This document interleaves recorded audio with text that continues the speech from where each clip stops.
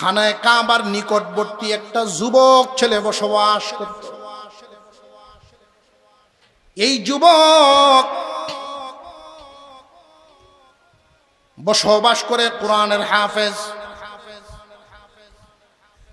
খুব গরিব মানুষ, কাজ করলে খাবার আছে, কাজ নাই খাবার নাই, এমন হালত তার অর্থনৈতিক অবস্থা। কিন্তু যুবক বড় চরিত্রবান, জীবনে কোনোদিন হারাম মাল গ্রহণ করতে রাজি না, জীবনে কোনোদিন হারাম মাল গ্রহণ করে না। মৌসুমে যখন হাজী সাহেবগণ পৃথিবীর থেকে বিভিন্ন জায়গা থেকে হজ করতে যান, হাজীদের খেদমত করেন, বিনিময়ে কিছু পাইলে এটা উনি গ্রহণ করেন। যুবকের নাম ছিল কাজী আবু বকর। এই কাজী আবু বকর হঠাৎ করে হজের মৌসুমে একদিন ওনার সামনে টাকার একটা ব্যাগ পড়ে আছে দেখতে পাইলেন। ব্যাগ, এই ব্যাগটা উনি হাতে উঠায়া নিলেন। হাতে উঠায়া নিয়ে ভাবতেছেন, না জানি কেমন মালিকে ব্যাগটা হারাইছে। এই ব্যাগের ভিতরে স্বর্ণের অলংকার, স্বর্ণের হার, নগদ টাকা। উনি হিসাব মিলাইতেছেন, না জানি কোন মালিকে হারাইছে। উনার অর্থনৈতিক অবস্থা কি উন্নত না গরিব?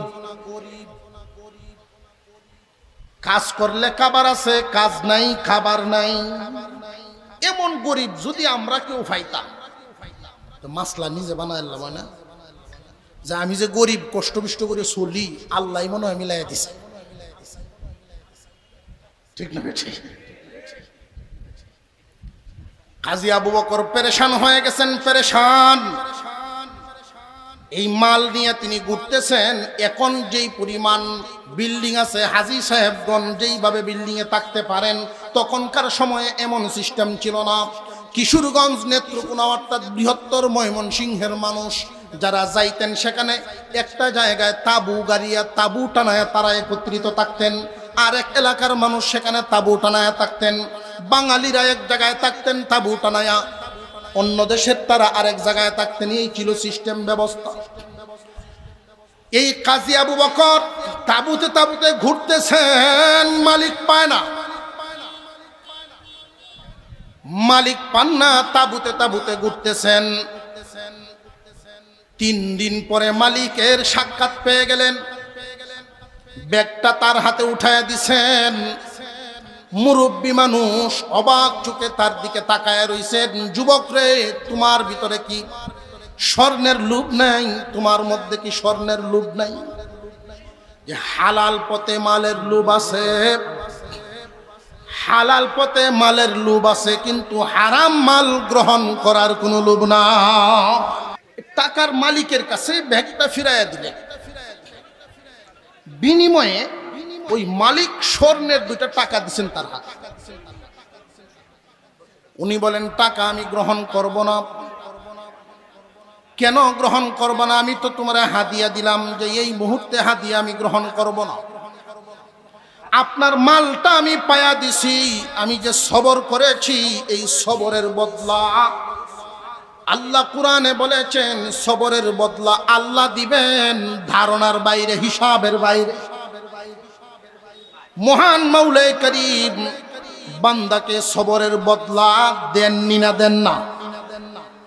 ধৈর্য ধারণ করেছেন, সবর করেছেন নিজের নফসের উপর, পরের মালের প্রতি কোনো লোভ করেন নাই। হাজী সাহেব আশ্চর্য হয়ে গেছেন, যুবকের জন্য দোয়া শুরু করছে। অনেকদিন পরে এই যুবক দিনই একটা দাওয়াতি কাফেলার সাথে পানিপথে রওনা দিলেন। কোনো এক জায়গায় যাবেন, রাস্তায় অ্যাক্সিডেন্ট হয়ে গেছে। কে কোন দিকে গেল কারোর কোনো হদিস নেই।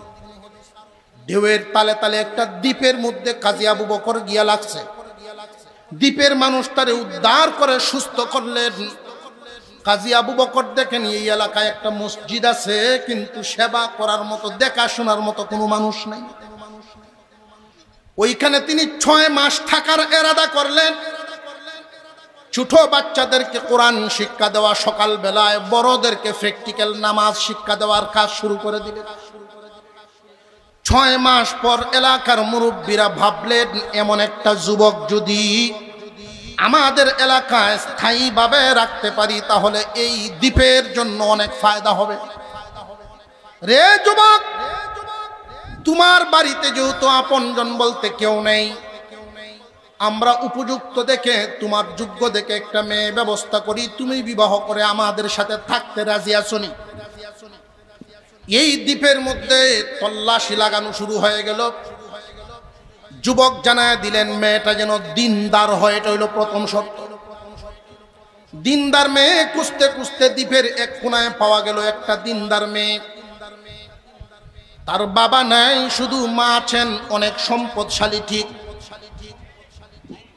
মেয়েটাও রাজি হয়ে গেলেন, দিনদার ছেলে পাওয়া গেছে।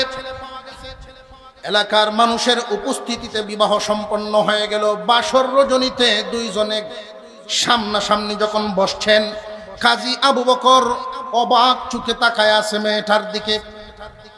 ও স্বামী, আপনি অবাক হয়ে তাকিয়ে আছেন? তোমার গলার যেই স্বর্ণের হারটা দেখা যায় ওইটা আমার কেন জানি চিনা চিনা লাগে, এটা তুমি কই পাইছো? মেয়ে এবার চোখে পানি আইসা গেছে, তার বাবার কথা স্মরণ হয়ে গেছে। স্বামী হে, আমার আব্বা বহুদিন আগে হজ করতে মক্কায় গিয়েছিলেন, ওইখানে এটা তিনি আমার জন্য খরিদ করছিলেন। জানেননি এই হার সহ আমার আব্বা ব্যাগটাই হারায় ফেলছিলেন। মক্কা নগরীর একজন যুবক আল্লাহওয়ালা এই ব্যাগ পাইয়া 3 দিন পরে আব্বার হাতে উঠায়া দিছিলেন, বিনিময়ে কিছু নেন নাই।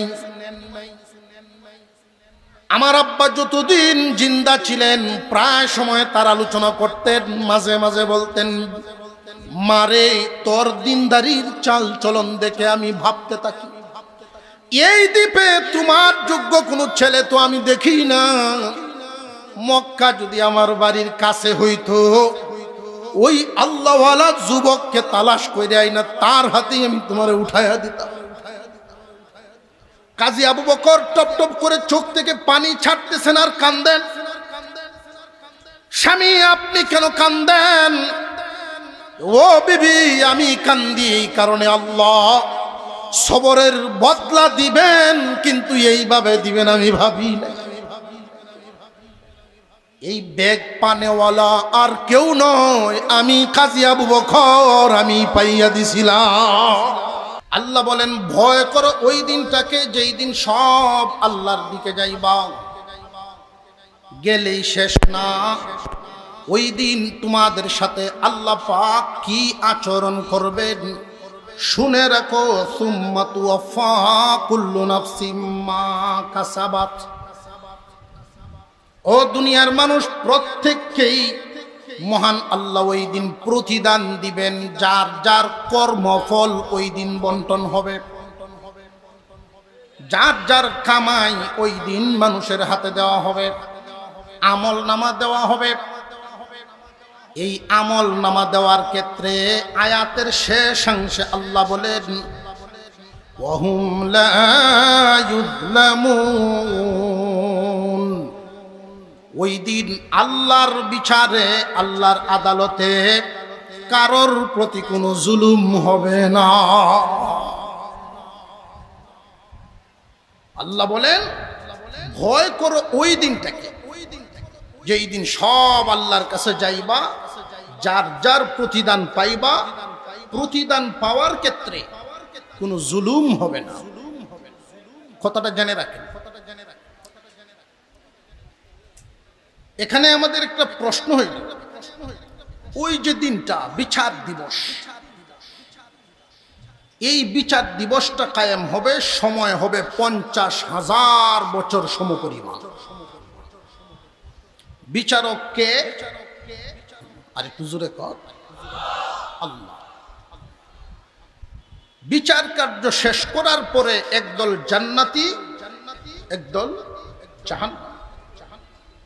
এখানে আমার একটা প্রশ্ন হলো, আমরা এখানে যারা আছি, কে জান্নাতি হব কে জাহান্নামী হব আমরা না জানলেও আল্লাহর